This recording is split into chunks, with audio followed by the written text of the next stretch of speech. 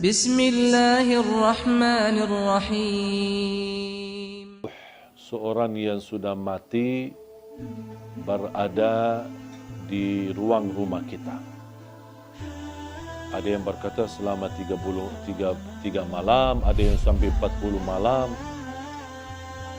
Kasihanlah, ruhnya lagi diam di rumah, jasadnya di kuburan. Terus ngapain jasadnya di situ kasihan sendirian?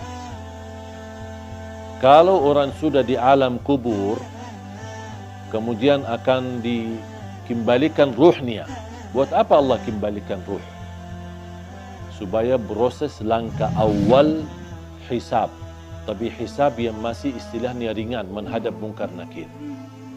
Ada beberapa pertanyaan yang perlu kita jawab saat menghadapi mungkar nakir. Seandainya kita berhasil lolos dari pertanyaan dan kita bisa menjawab seluruh pertanyaan mungkar nakir, berarti akan kita menikmati. Kalau lagi menikmati di alam kubur, bahagia, kuburan kita menjadi raudhatul min riyadil jannah, taman dari taman surga. Buat apa ruh kita keluar dan diam di rumah kita selama 40 malam? Sebaliknya, kalau kita tidak lolos untuk menjawab pertanyaan mungkar nakir, berarti kita akan menghadapi kesiksaan yang amat pedih di dalam kubur. Dan tidak mungkin orang itu saat disiksa masih nyawanya bisa jalan-jalan kemana-mana, termasuk mampir ke rumah dan diam di rumah selama 40 malam. Itu semuanya hanya diperkirakan atau perkataan orang, tapi tidak ada dalil pun di dalam Quran atau hadis ruh kita akan diam di rumah kita selama sekian malam. Ruh kita berada di dalam tubuh badan kita.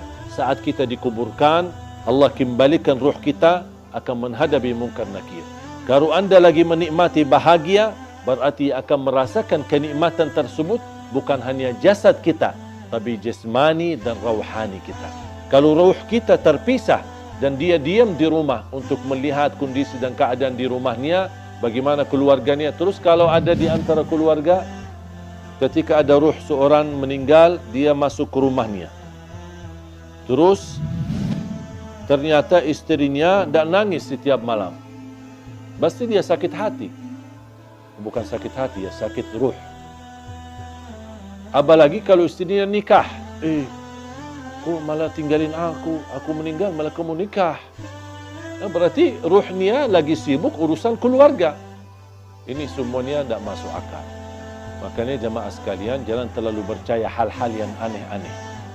Kalau kita bahagia di alam kubur, berarti ruh kita akan disibukkan dengan kebahagiaan. Kalau kita lagi di alam kubur disiksa, na'udzubillah min zalik, berarti ruh kita akan kesibukan dengan azab. Na'udzubillah min zalik. Wallahu ta'ala.